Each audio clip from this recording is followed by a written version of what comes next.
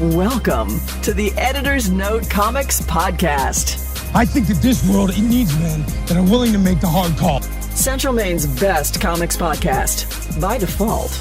Ain't no thing like me except me. Here are your hosts, Zach and Jared. Maps come with me. No. When do we start? Welcome to the Editor's Note Comics podcast. The podcast where I am the victor of all basketball brackets ever and everyone else sucks. I don't think it's exactly the way it went down. You're not the victor. I am the victor. I am the winner. I am numero uno. Yeah, but you're really not the winner. Because I said North Carolina was popular 10 years ago. Hope Yes. they still are. Yeah, well, I mean, it wasn't a bad pick. They were in the national title game last year and lost on a buzzer beater, so it wasn't a terrible idea to go with them. I assume that they won by many points. No, not really a whole lot. It was a very bad game. It was a poor game. Didn't watch it. Don't know what happened. Other than victory. This just goes to prove, though, that the theory, like the people who don't know a lot about sports do the best at things like this. Like, I bet if you picked NFL picks, you would probably do better than I do. And I won my league last year. Actually, I've won it 2 years in a row. So, Aren't you special? I am special. I am a local internet celebrity. Okay, there we go. Who is going to be giving their autograph out on a T-shirt. I'll ask him if he actually wants that. No, you don't ask the guy if he actually wants the prize. It's in the prize package. You give him what the prize... That's like if you went on The Price is Right and you won a car and afterwards like, do you really want the car? Like, the taxes on it are kind of high. Actually, I read an article this week that it's like a pain in the ass. And you can't defer that to cash. You have to take it. And if you don't get it from a certain dealership within a certain mile, it's usually like 150 to 200 miles from where you live, and you have to bring the cash payment of the taxes on the vehicle. If you don't do that, you forfeit the prize. But you also have to pay the taxes on the vehicle in California before you even leave the studio or before like they'll release the car. There was a really interesting article on it. I finished Iron Fist. I'm sure what I just said was more interesting than the end of Iron Fist. I'm sure it was. I survived, and literally the last 4 episodes, I did it one night. I'm like, no, I don't want to spend another day of my life on this. So you ruined one night as opposed to 4 days. Yeah. Was it worth ruining the one night? No, nothing happened. That was your favorite part, if I remember reading Twitter this week. Nothing happened. My God. I can't wait for him to hug a dragon. You know what they gave me instead of a dragon? What? 2 glowing eyes. Did he kick anybody's ass? Was there any ass kicking? Barely. Was there any good CG? He mostly used the Iron Fist to punch down doors. I mean, that's useful, I guess, if you're locked out or you want to cause, like, damage to public property. He used it like 8 times. 6 of those 8 times were to punch a door. That's a large percentage. That's like 75%. Yeah. Actually, it's not like it is 75%. Well, I also made up those numbers, but... Well, I didn't make up... There was a lot 6 out of 8 is 75%. Well, good for you. You've done basic math. You've Bully done on basic me. fractions. Aha. You're at least apt to pass 7th grade. Kicking ass and taking names. I'm glad I don't have a child. They can be like, how do I do my math homework? I'm like, I don't know, man. Remember, you're the one that runs a business. I'm not trying to find X. Yes, you are. I'm trying to make money. If X is the dollar sign. Cash. We'll talk about cash later. Ooh, what? In the news. Speaking of the news, let's do the news. Before we get started, does anyone want to get out? It's time for the news. Well, you're going to Super Mega Fest. Maybe people will buy things there. Yeah. I'm going to a show this weekend. It should be a good time. Not just a show. It's Super Mega Fest in Marlborough, Massachusetts, correct? So specific of what I'm doing with my life. Well, no, it's important for the store. Store will be open. By the way, somebody followed me from Texas. And I was like, I don't know this person. This gentleman added me, and I'm almost certain it is because of the podcast. We've been growing. Our listenership has been growing, which is nice. Sorry I forgot to turn on the microphone last week, guys. I'll own that now. What? The show was recorded? The internal laptop mic. Oh, wow. Yeah, it sounded like crap. Sorry. That's I'll own that. That's bad. my bad. Jermaine Warren from Houston, Texas. Stand-up comedian doing comic stuff. Gotham Comedy Live airing on April 6th. So there's a little shout-out to Jeremy. Not Jermaine. Jermaine. God, I hope he's listening. He's like, yes, Jermaine. Jermaine. I'm going to go Jermaine. Jermaine Warren. Just show me the name. JermaineWarren.com. Yeah, what? Jeez. He has 1 million Vine loops. Jesus, you're like, Jeremy Jermaine. I'm sorry. You just lost yourself a Twitter follower. Actually, I'm going to follow him back right there. Can His I continue? birthday's coming up. This is news. Can I continue The the news? show is big in Texas, Zach. We've got to go to Texas and do a live show in Texas. Oh, speaking of, I was thinking not a little ways out. I think I'll do it as a Patreon exclusive, so people pay $1 a month to see our Patreon. I think we'll do a video podcast in a few weeks. A video cast. Oh, wow. I'll make sure. We'll still do the audio one, but I think when we do our Guardians 2 review, I think we'll do that as a video show as well. That means I got to wear clothes. Preferably. No more nude news. But this is the most comfortable way I know how to do the news. Either way, summer event for DC coming. Not a lot. It is getting warm out. I feel safe and I'm comfortable. just gonna keep going. Okay. There's only been one teaser image released. Not a lot of information out there, but I'm excited. Scott Snyder and Greg Capullo are reuniting yet again for Batman to do Dark Knight's metal. Like Metallica? Like metal. Slayer? Yeah, like metal. Metallica was metal. Yes. Slayer. Thank you. Pantera. Yeah. There's Guar. It's going to be one of those shows. Guar has a weird comic coming out. Something like Orgasm Geddon or something. That sounds... That Guar is doing. Sounds very Guar-like. Yeah. But there's only been one teaser image released. It's Batman and he is dual-wielding battle axes. Metal. 2 big battle axe guitars? No, just... Not guitars, just axes. Well, you call it battle axe and you say metal, you think guitar. I'm sure you can listen to some metal while you're reading metal. But yeah, that's the thing that's coming, and I'm excited about it. Excellent. Get the band back together, yo. Jordan Peele. Key and Peele. Yes. He had his first directorial debut out earlier this year with Get Out. That movie is getting mad awesome reviews. Some people are saying it's like the best horror movie they've seen in some time. I'm a big old school horror fan, and I also like good horror, which there has not been a ton of in recent years. I haven't seen this movie mostly because it didn't look like it was a spectacle movie, so I didn't want to pay to see it in theaters. So I can't wait to watch it. It's gonna be one that you watch in your house with the lights off, and then you can't sleep for 2 days. Well, alcohol will solve that problem. No, then you're just tripping out, and man, that'd be crazy. What alcohol are you drinking? I thought you bought absinthe over the weekend. No, I had a sampling of it. Oh, because it's a pricey ass bottle. Yeah, $75. But Jordan Peele is supposedly going to be making an Akira movie. Akira is a massive, massive manga. I saw you panic for a second there. You're like, the hell's an Akira? I don't know. What is an Akira? I drove a Kia once. I owned a Kia once. We both owned Kias at one time. Oh, yeah. That was the one you hit the porcupine with, right? Oh, I blew it up. You were behind me, weren't you, when I hit it? Yeah, that thing took out your bumper.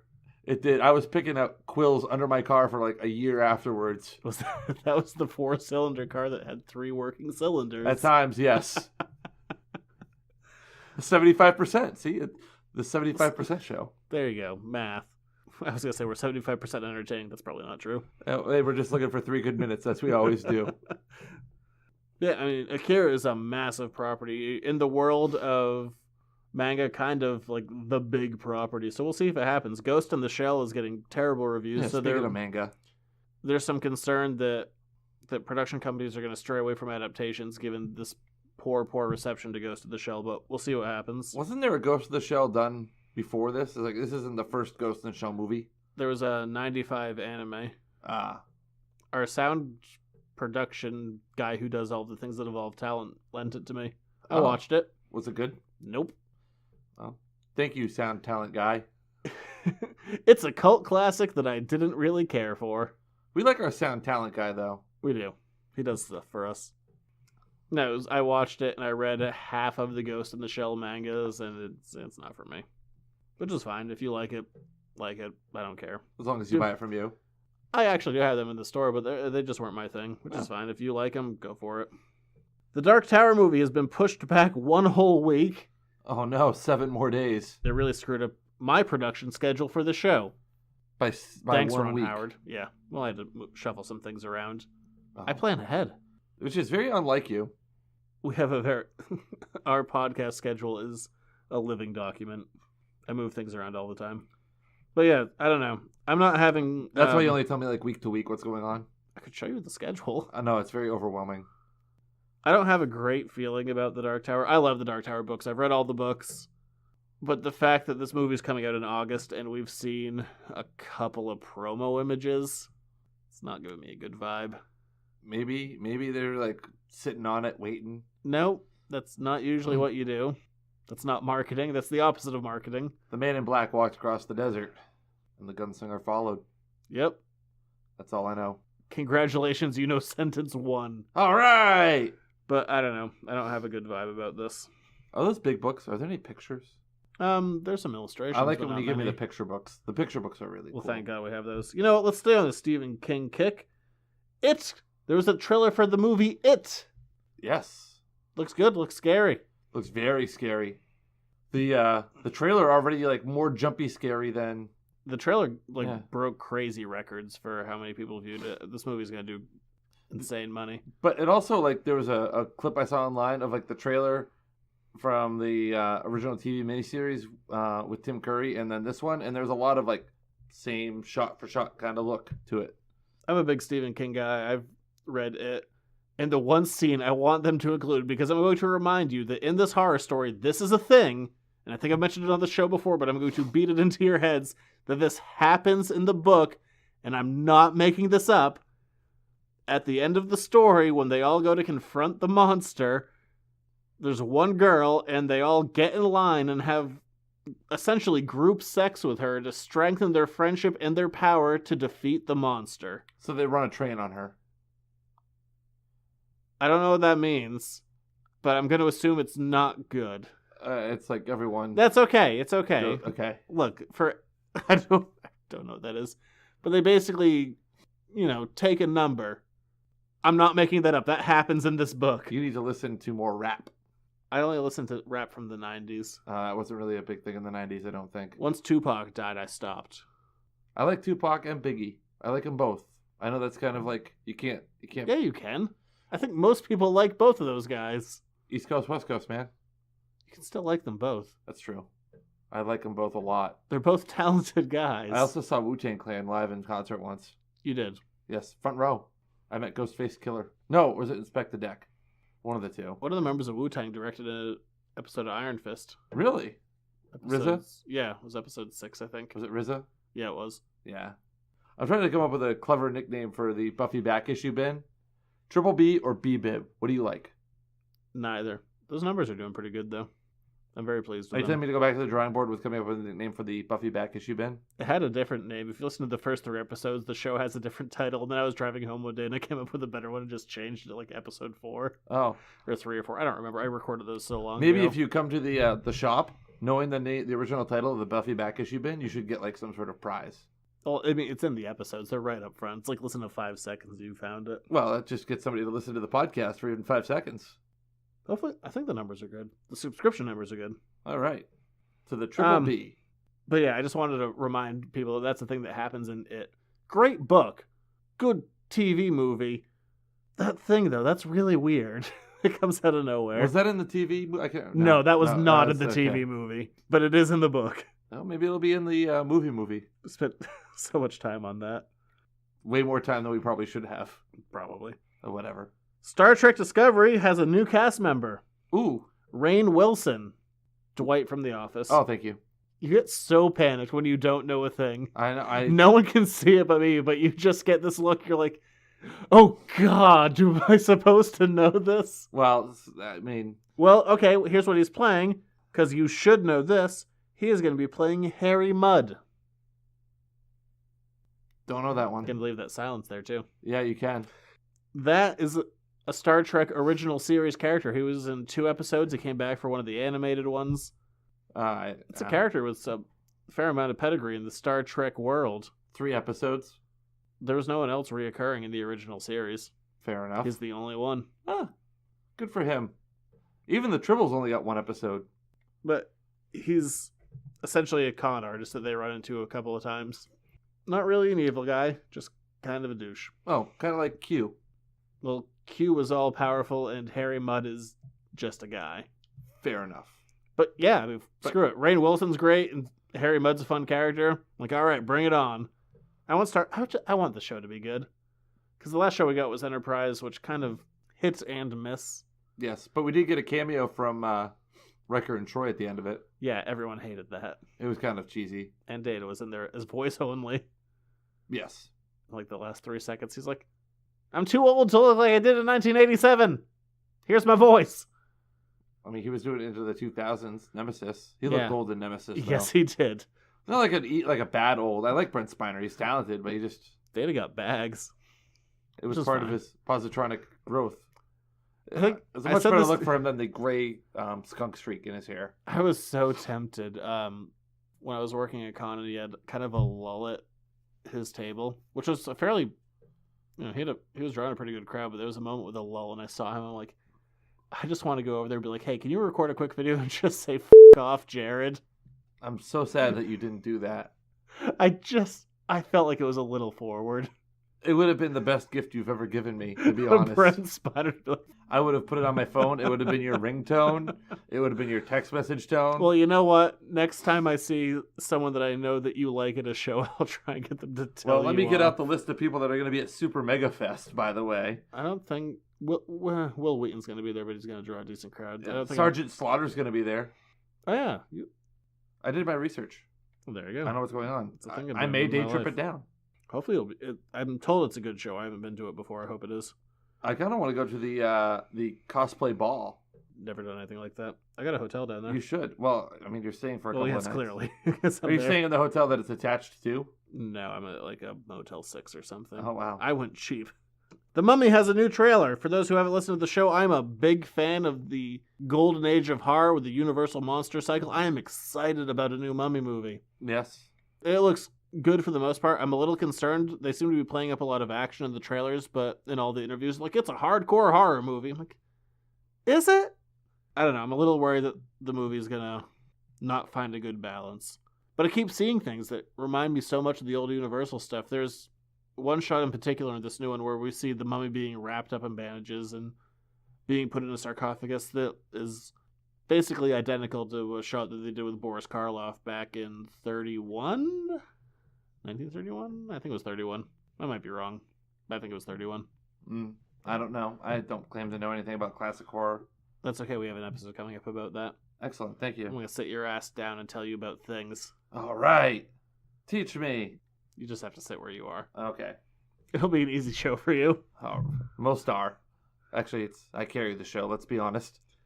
There was a Planet of the Apes trailer. I didn't even show it to you. It's basically the same as the last one. Movie still looks good. I like this franchise.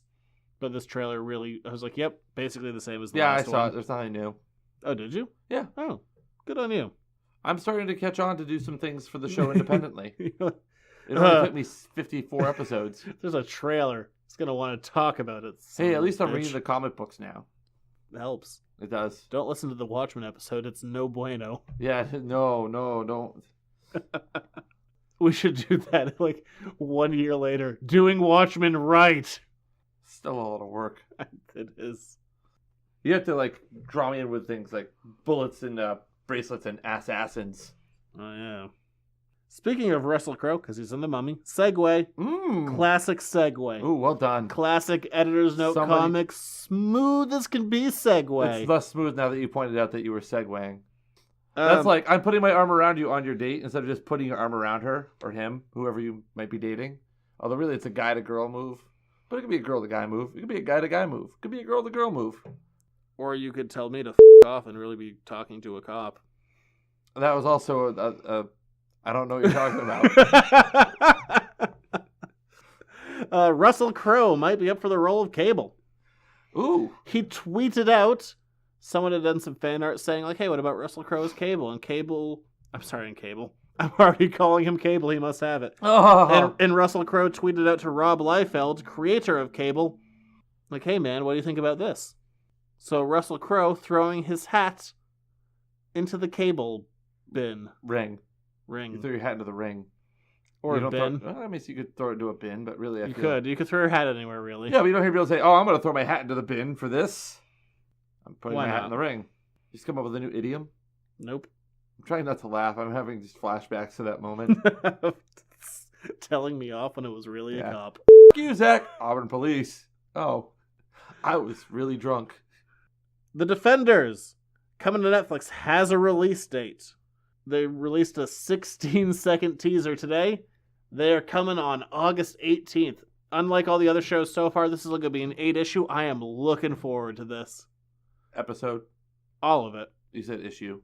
Oh, my mistake. I apologize. Hey, I'm just going to hold you I'm accountable. sorry that I'm holding told you... that comic book property that it was an issue instead of an episode. 8 episodes of The Defenders. I'm holding you accountable. I want you to give good information Coming to out the August people. 18th. We're watching that all that weekend.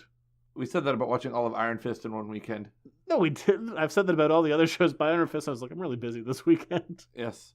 Wait, August 18th? Yeah. That's the start of football, man. It'll be fine.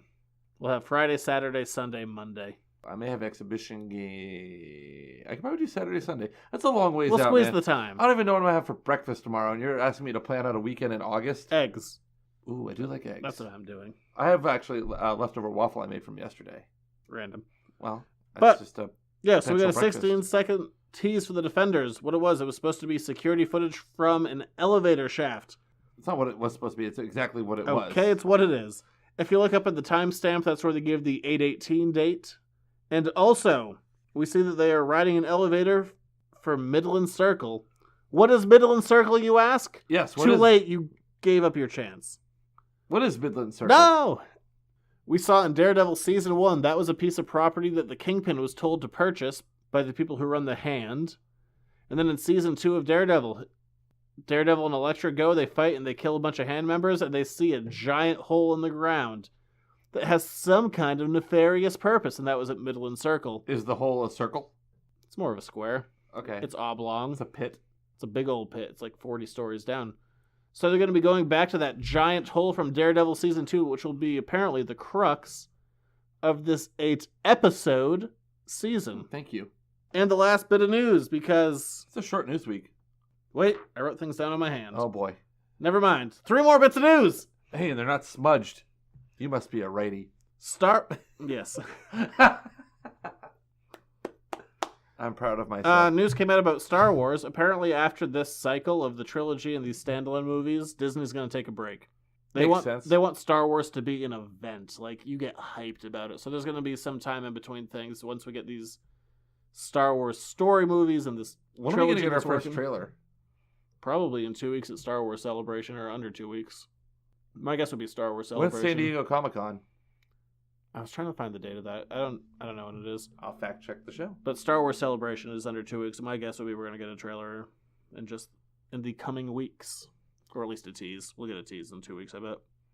Seth Rogen and Evan Goldberg, they're going to be doing an Invincible movie. Invincible is kind of a Superman archetype, but it's a really good book. They're up to 100-something issues. Invincible. Yay, Invincible. Good book. That's really all I have to say there. If you want to purchase a badge for Comic-Con 2017, the online open registration is this weekend. Yeah, that's what I didn't think I saw a date on it. I think I just saw that. So the news that I feel like I need to talk about. Marvel had a retailer summit this week. Their first one in over 10 years.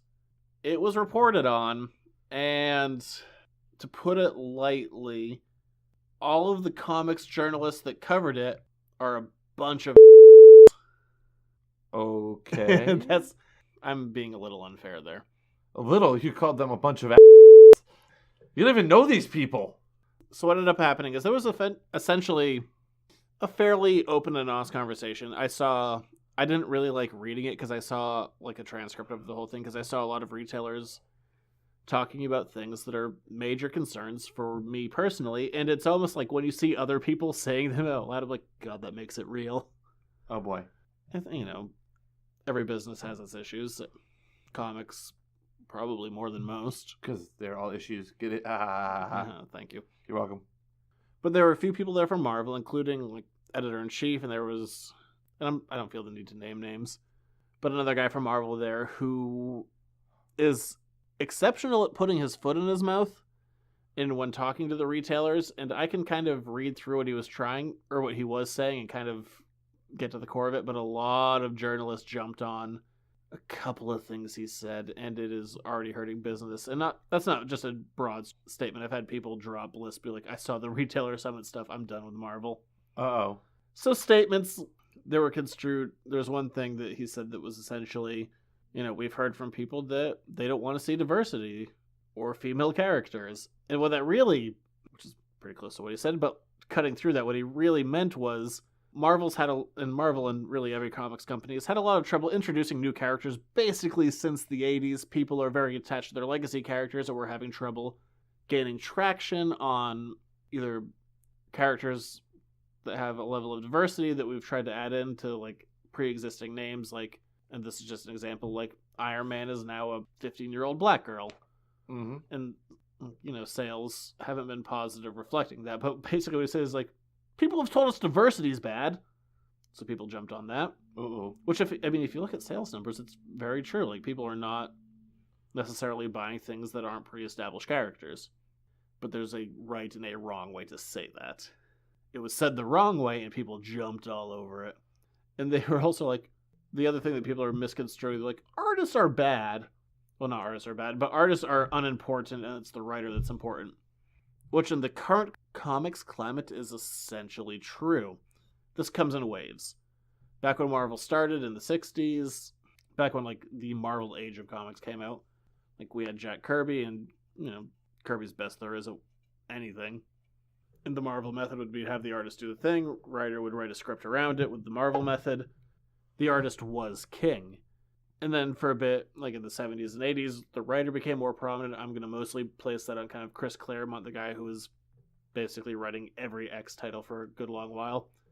In the 90s, the artist became the more prominent thing again. And right now, in the current climate, although there is certainly collaboration, it seems to be the writer has a lot of draw over the artist. Again, a right and a wrong way to say that. So people have been jumping all over this summit. Not helping you at all.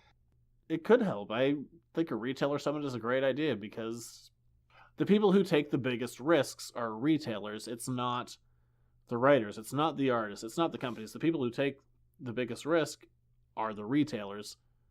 Just the way the market works. Like, most stuff that you see in a store can't be returned. Like, and I've said this before on the show, like the stuff that you buy, you're not buying it from a company. You're buying it from a retailer. Everything in that store I paid for. And that goes for any other shop. Everyone has paid for all that stuff up front. No one really cares what...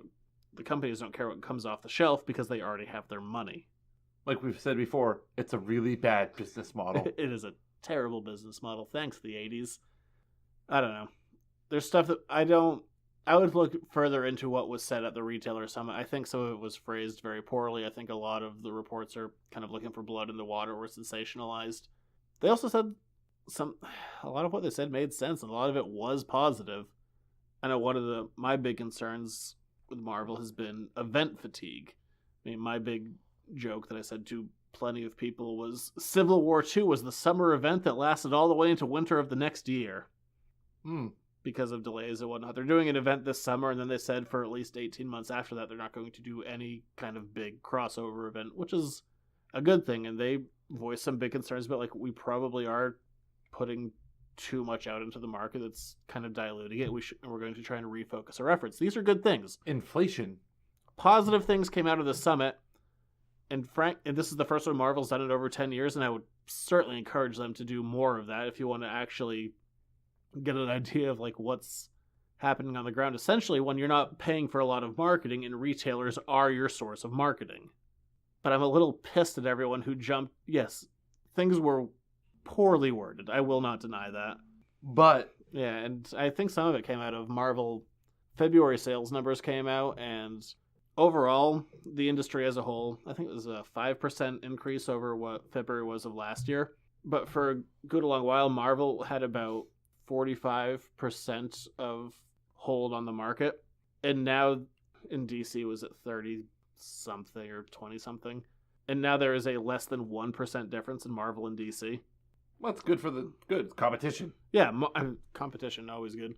But Marvel dropped from like a 15% lead to less than a 1% lead. And they got to take a good, long, hard look at what they're doing.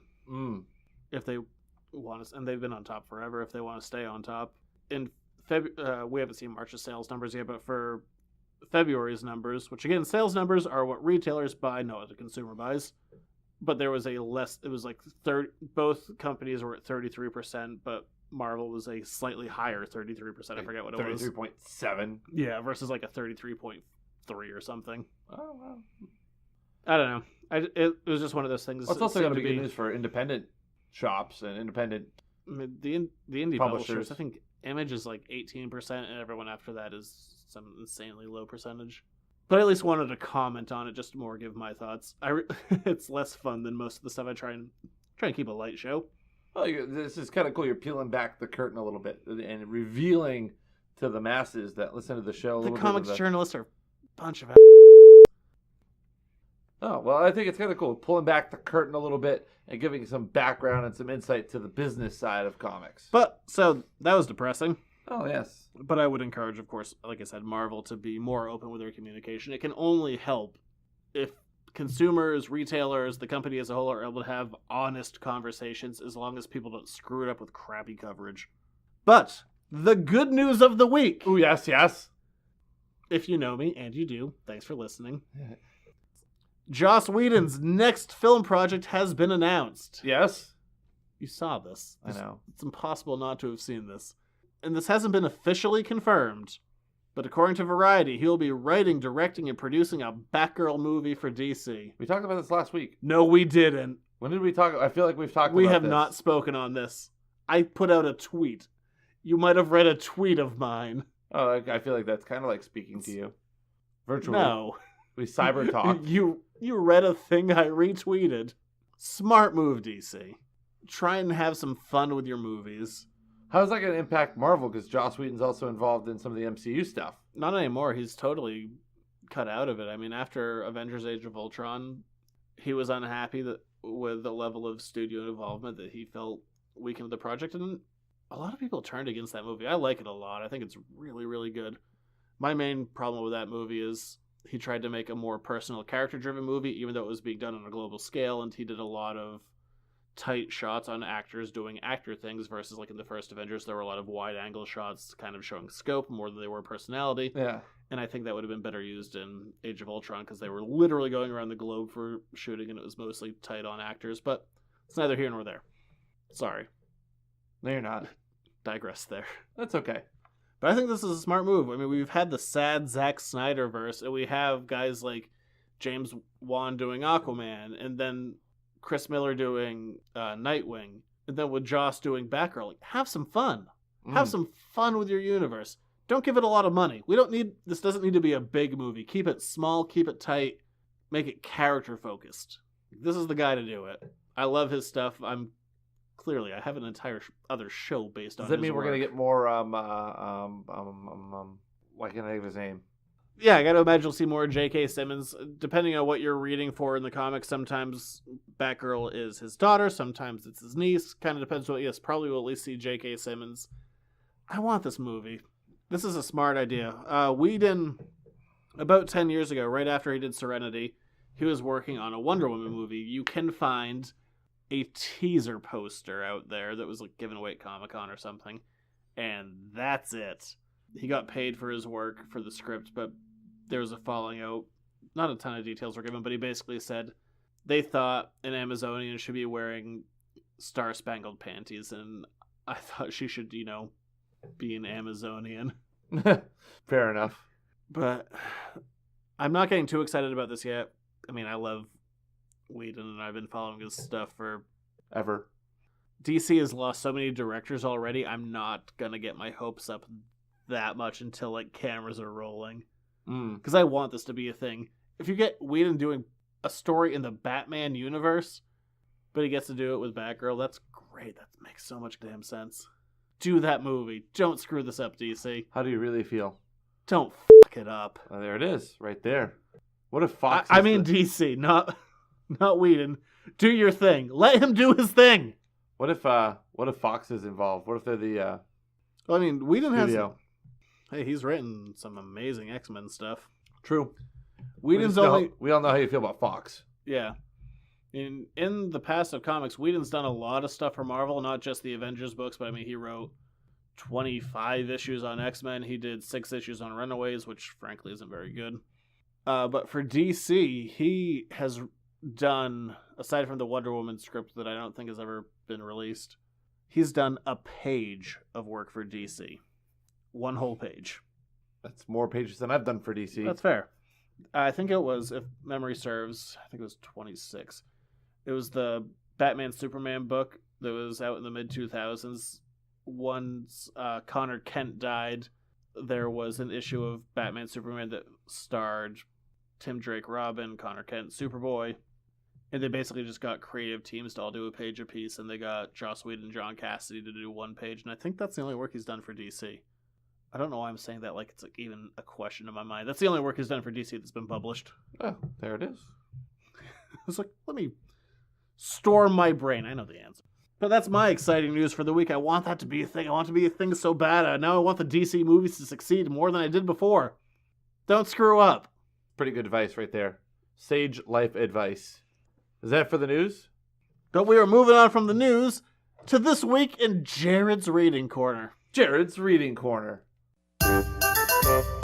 It's Jared's Reading Corner. And then the theme played.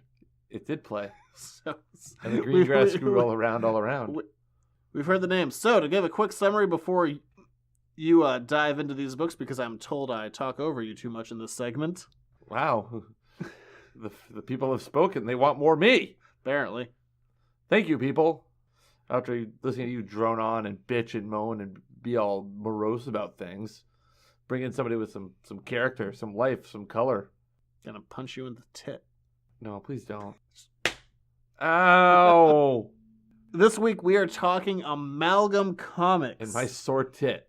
So what this was is Marvel and DC had a crossover in the 90s, and spinning out of that became Amalgam Comics. Basically, they were just mashing up a character from Marvel, a character from DC, and they made this temporary imprint.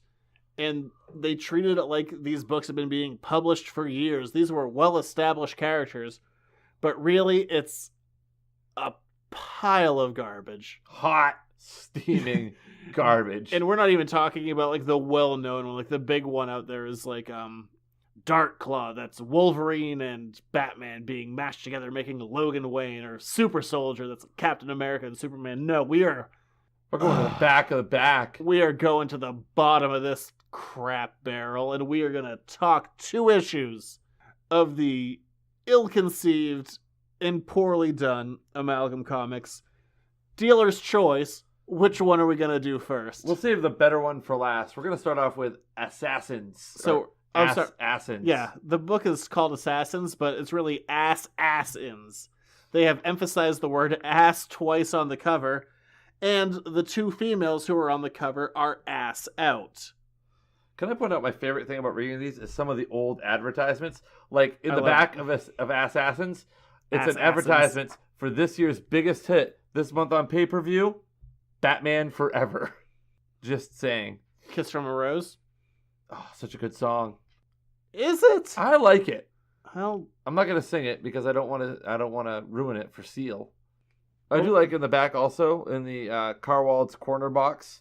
They have they have the Legend of Dark Claw is on there. Bruce Wayne, Agent of S.H.I.E.L.D. is one of the comics. Amazon #1. Doctor Strange Fate. Spider-Boy. What else was there? I thought. So we're just listing all the Amalgam Comics at this point. Magneto and the Magnetic Men. And Speed Demon with Blaze Allen. So Assassins stars Katza, yes, whose real name is Elektra Kyle. She is an Elektra Catwoman amalgam, and the other woman is Dare, a Daredevil and Deathstroke amalgamation that's also a lady. This also took me back. Like you open it up, I know I was talking about the You cared more about the advertisements than the book itself. Sega Game Gear, where you could like get $5 back from Honeycomb cereal. Is Honeycomb cereal still a thing? Probably. You're not focusing on Lady Daredevil / Deathstroke, which is super dumb. I love this. Dare and Costa, or Cat's Eye, are back in town. Let's hope the ladies stocked up on body bags. What is this unbelievable garbage I'm about to read. So basically, these two ladies are climbing Gotham Tower to kill Enigma Fisk, I'm gonna stop saying amalgam, a mashup of Kingpin and the Riddler, and he's green for some reason. Yeah, and he's called the Big Question. Yeah. And they start off by climbing Gotham Tower by killing Deadeye, a bullseye / dead shot. You know, I'm going to go back to saying amalgamation. Ooh, nice. If you're already tired of hearing about this, strap yourselves in, because this is how the entire damn thing goes. They tell you who the character really was afterwards, like this line, tell me you hadn't dreamed of hitting the bullseye with him before. Yeah, they do that in these. With the lettering, just in case you couldn't figure out who's getting mashed up, in the lettering they will bold certain words just to like make it abundantly clear. These are just like so over the top. They don't even take themselves seriously at all. I mean, this is just literally them going through a tower and fighting different. I'm talking. This is like a video game. It basically is. It's like, okay, we beat this level. What's next? Oh, now we have to beat this person just to make that we have to like the boss. The next one is probably, in the two issues we're going to talk about, the worst one. His name is what he is. Lethal. Wild. Cheetah. Wilder. Hunter. Counting on craven fear to weaken his prey. So this might be a mashup of Kraven the Hunter and Cheetah. I don't know. You're just going out on a limb there. Yeah, they didn't spell it out. But look, there's an ass that's out in Assassins. Yes, it is. Dare. That is Dare's ass that is out. Because this is the 90s. And I'll probably bitch about the 90s next week. But the 90s are the worst for many reasons, including ruining the market to a point that has never recovered to. Even this day, the 90s are the worst. Also, there's an advertisement for the Primus album in here. But then you've got the... as they continue to climb up, then you got... Oh, another ass out. But this one looks like she's breaking wind. But you got the TV guy, Jeremy Urich. So Jimmy Urich, mashup of Jimmy Olsen and Ben Urich. Reporters on the DC and Marvel side. This is bad. It's just, there's nothing good. Meanwhile, they're climbing up, like, and you see bodies flying around. Oh, what was that? Oh, when they're fighting the cheetah thing. My toxic abilities will like tear your skin off, and it's like, oh, this is the only skin you're gonna see tonight. Oh yeah, like this is that was such a bad line. This is was. the only skin you're gonna see. I'm like, you're gonna see a lot of skin because it's a '90s comic. But that's about as much skin as you can see. Oh, another one. You're such bravado. Even on the night you were always such a daredevil. As he's getting ready to cut out. God, something size I. Damn it. Oh no, the daredevil. Cat's eye. Who else dies? Oh, everybody. There's a little bit of. Well, they time. get up to the question. They have climbed the tower. The big question, please. I'm sorry. Have some respect. My mistake. They have gotten to the big question, and he kills Dare. Oh yeah, it's like he like crushes her skull, just like squishes it, and then it comes out that Katza is upset because not only was Dare her partner, but Dare was her partner. Because this is the mid-90s. Well, he kills her by ripping out her horns. Yeah, it's weird. Yeah, and then like this line, all that blood and bone and yellow oily goo. Won't scream, I won't. Look serious. Here's a question for you. Do you want... I should call a doctor. Take your time for eternity. As he's like stepping over her dead corpse. So it turns out that the big question hired the two assassins to come kill him for reasons. So he could take control of the city by having an attempted murder on him. So Katza beats him up and hangs him outside, and everything's resolved for some reason. Yes. Did you understand why? Nope. Me either. So, here, let me read for you from the back. It's called Last Rites. Yeah, there was a letters section, which I didn't read. This sums up. So-called assassins. I can't believe you people at Amalgam are giving Dare and Cat's Eye another book to appear in. Let's face it, you're not going to top the great stories by either Frank O'Neill or J.M. Wolfman. Those were classics. Oh, my God. All you're doing now is cashing in on the bad girl craze. I'll be surprised if there's any storytelling in these. I'll bet it's one gratuitous pin-up shot after another. You're calling this Assassins? It fits because you're killing off good comics with mercenary stuff like this. I should have seen the trend when you did Death of the Super Soldier stunt, only to be followed by that Spider-Boy and clone business. I won't even mention this other thing you've got coming, bullets and bracelets. I planned this out to do this way. God, Hope you're satisfied. You're murdering this comic fan. A guy from Flushing, Delaware. The response is, and you know he's going to like it once he gets the facts straight, like our next informed reader. Oh my God, there are so many references in there. It made my brain explode a little bit. Oh my God. You're going to have to go back and read those, aren't you? Nope, cannot compute. So, wow, we really burned through Assassins. It's really terrible. The 90s, man. 90s gimmicks. Amalgam. But I guess we're moving on to bullets and bracelets. This one was actually, I didn't totally hate it.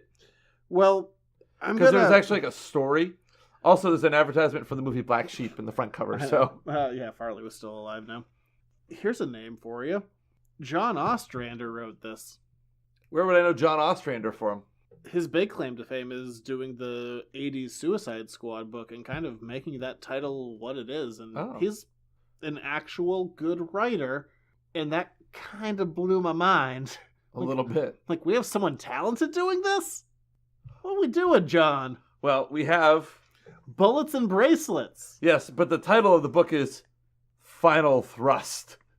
So 90s. Right away, I'm like, this is 100% sexploitation. Like, this is like Barbed Wire. You ever remember watching Barbed Wire with Pam Anderson? I'm aware of it, but that's about as deep as I could say. Yeah, but I like the nicknames, like Jocelyn John Ostrander, Killer Cap Smith, and Gary All Meat Frank. Jesus.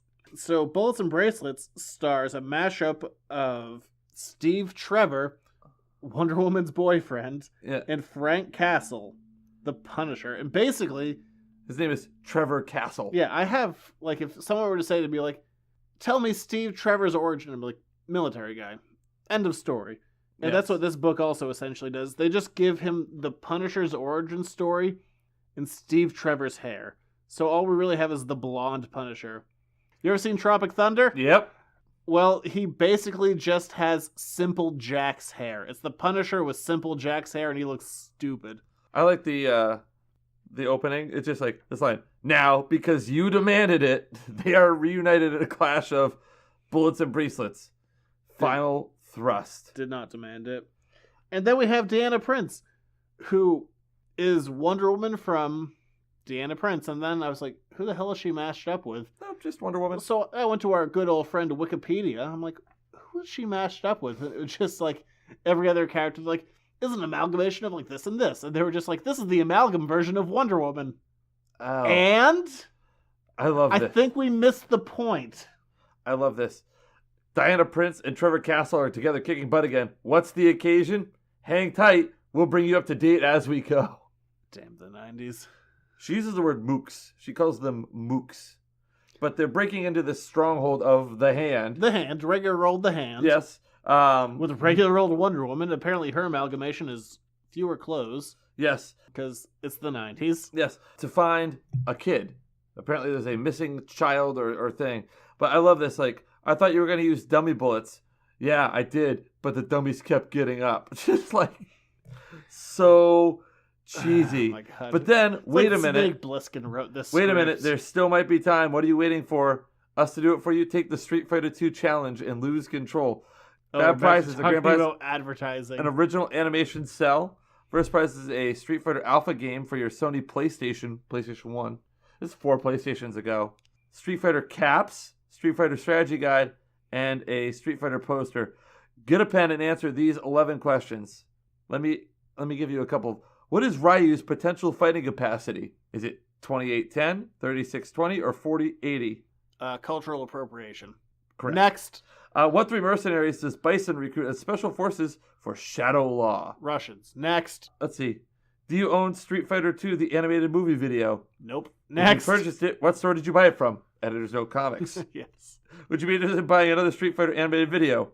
Didn't even know there was one to begin with. I've sold Street Fighter 2, the game, Ah. in my store. But there's there was a Street Fighter 2 animated movie. I feel like we need to watch it because there's an original soundtrack featuring Alice in Chains, Silverchair, and Korn. Boom, bop, bop, ba-doom, bum. It's rated PG-13.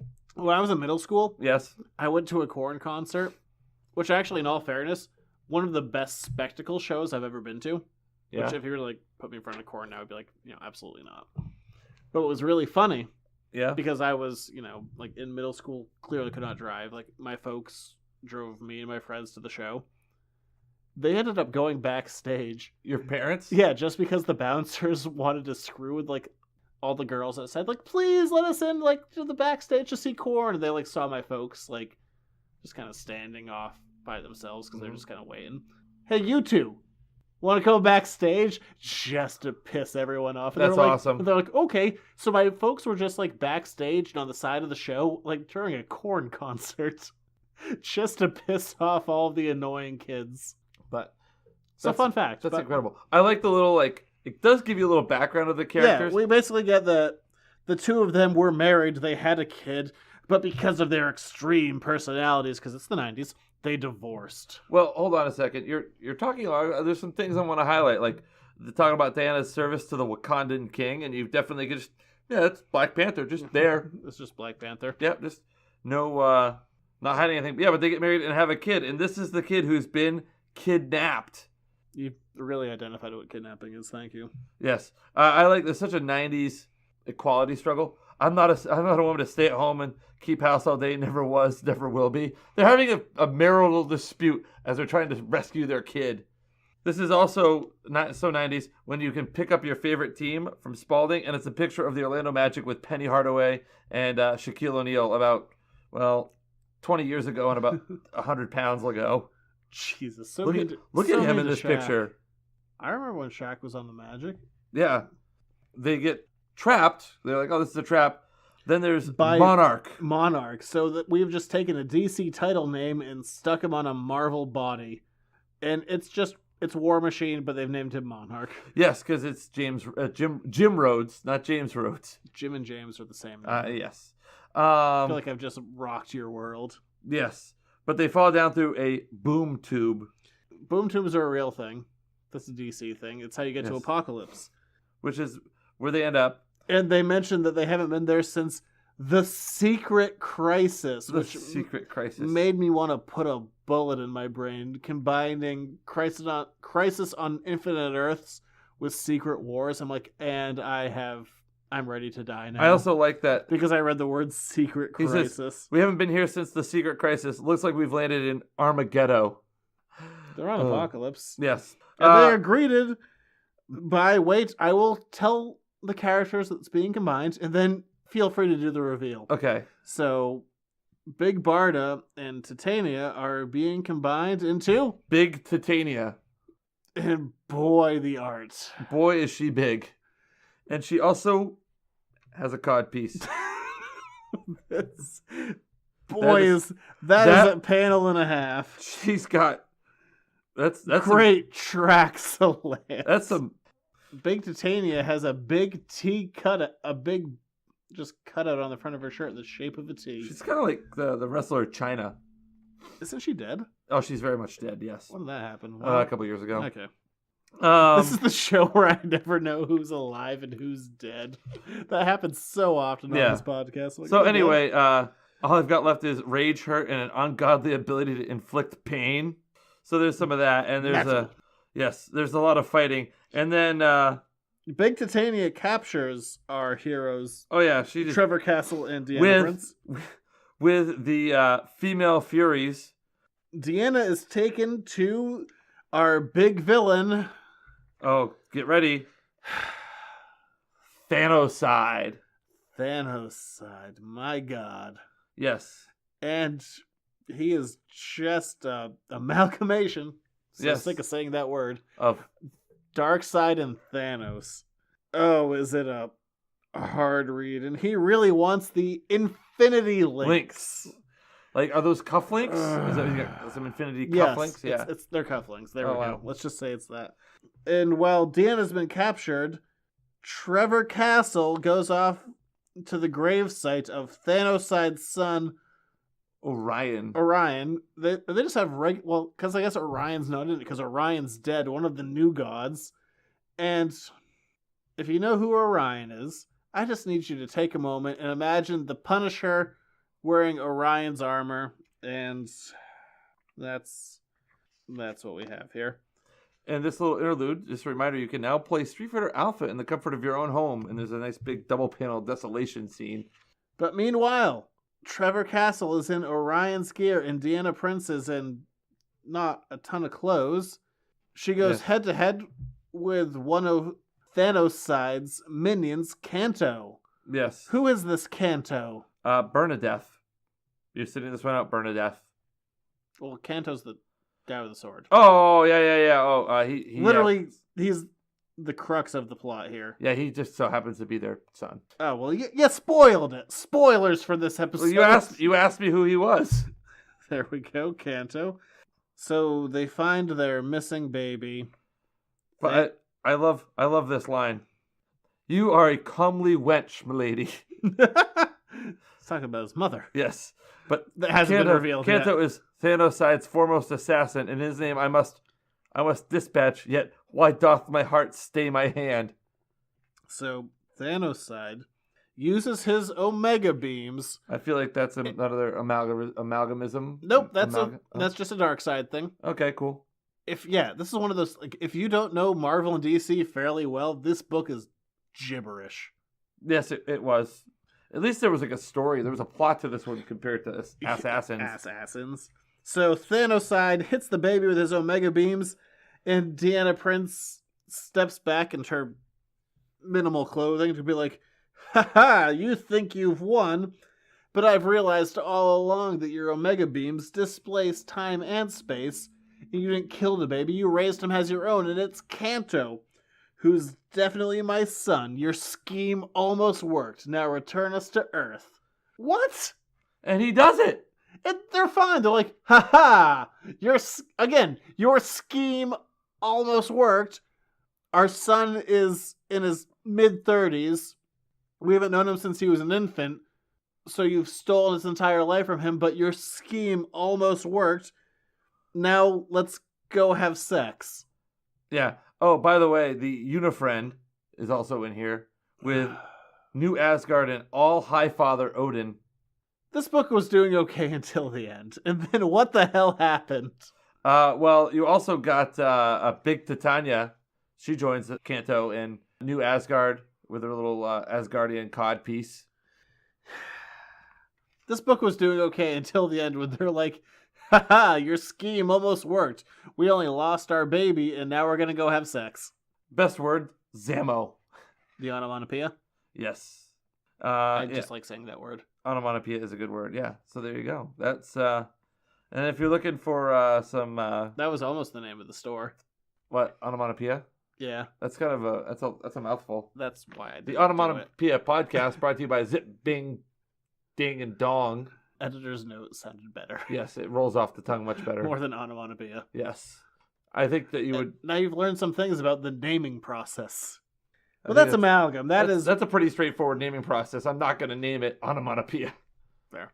But that is 1/12 of the amalgam universe, and never go back. It's terrible. These are terrible one-shots. There's another 22 of these. They're on sale at Editors Note Comics right now, actually. Well, these ones are. I don't have the other 22. Yes. That's why we did these two, because they're the ones I had. I mean, for sale. They're like neat little novel things to have, like this novelty. It's weird. Amalgam is one of the... Don't go back. Never go back to Amalgam Comics. It is dumb. It is bad, and you never ever want to be there. If you're looking for something like quick and trashy to read, I got trashy. I got plenty of 90s books if you want to buy them. Like Bullets and Bracelets and Assassins. Assassins. Well, never read these. That's my rating. Well, if you have to read one, I would say read Bullets and Bracelets. Yes, it is marginally better until the end totally just falls apart. Jumps the shark. If you had to choose between one of these two to make a movie, which one would you make? Or which one did you, two of these were a movie and you could go see a movie, which one would you see? Probably assassins, because it's just beating up people for a while. And Also, they don't bullets talk and a lot. bracelets. Fair, they both suck. We're moving on to letters to the editor. Now for my favorite part of the show. What'd that say? Talk to the audience? Oh, God, this is always dead. Here's another one of your letters to the editors. This week we're talking about the Inhumans in our letter. This is going to be a rough one on you. Okay. Just so you don't have a lot of context. All right. Karnak. You know that good old Inhuman Karnak. He's got a bit of history behind him. Isn't like Karnak like the skit that Johnny Carson used to do? Like, he'd like read an envelope, he'd like, butter, cream, and Zach. Name 3 things that are whipped. I used to watch Carson when I was a kid. Yes, I think it was Karnak. But Karnak is an Inhuman character. So, quick background on Karnak before I dive into this question, in case you don't know. Like me. Like you, or like any potential listener. Hey, how's it going? Rate, review, subscribe. Yes, please. Hello. Especially if you're from Austin, Texas. Or really anywhere else. But Karnak is an Inhuman character who can see the flaw in anything. If he's done right, he can be really cool. There was a recent 6-issue series that he had where he went up to the side of a building and he looked at it and he looks at it for a little bit and he sees the flaw in it and he just punches this one spot in the building. The entire thing collapses. Oops. Like stuff like that. Like he's a really cool character. I like Karnak a lot. Karnak the Magnificent? Nope, Karnak the Inhuman. No, Karnak the Magnificent is the Johnny Carson character. I'm trying to find Karnak the Inhuman. Sorry. Moving on. I'm following along. I do like Carson. Yes, we discussed this. But the question, abbreviated version, Karnak has never gone through the Terrigen Mist. What would happen if he did? Is the Terrigen Mist like the crimson bands of the Sidorak? No, the Terrigen Mist is what makes Inhumans who have like the dormant Inhuman gene gain their powers. Oh, is that like crossing over onto the White Stones in Field of Dreams? You lost me with baseball. Well, at least you know the Field of But Dreams. you gave me with Costner. There you go, see? He doesn't look human. Does his Inhuman DNA have more of an effect on him? The honest answer is, what else are you going to do with this guy? Like, he's already insanely powerful. He can see the flaw in anything. He runs kind of an Inhuman church, and he can see any flaw, and then he just punches it, and they collapse. If he were to gain superpowers beyond that, I have no friggin' idea. I don't think they could enhance that to anything. I think he's really interesting as is. I think if they were to increase that level of power, he would become boring. So my answer is I hope he never goes through the mists. Or maybe he already has and he's just full of it. I cannot speak to the subject. I know. I concur. But Karnak's he's a neat old dude. I just found some Karnak jokes from Carson. Do-wacka-do. What do you look for when you're hunting do-wackas? How about dippity-do? The answer is, what collects on your dippity in the morning? I feel like you should be trying to do a Carson impression. I can't do a good Carson. What, never mind. No, don't. A, B, C, D, E, F, G. What were some earlier forms of preparation H? That's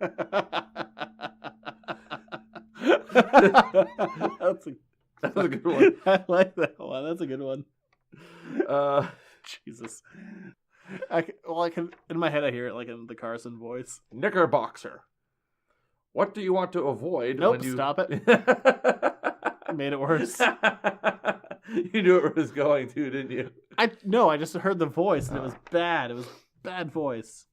I guess that's it for this week. Karnak jokes are awesome. You can find the show over at editorsnotecomics.com. Find me on Facebook, Instagram, Twitter. Over on iTunes.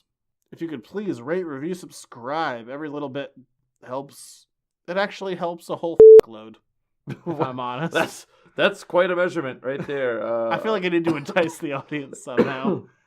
If you want to get the show a day early, we are up over on patreon.com/editorsnotecomics. Get the show a day early. If you're interested in my other show, the Buffy Back Issue Bin, that's up a whole week early. Oh, yeah. The Triple B. And relatively soon, I think we're going to do a video podcast over there.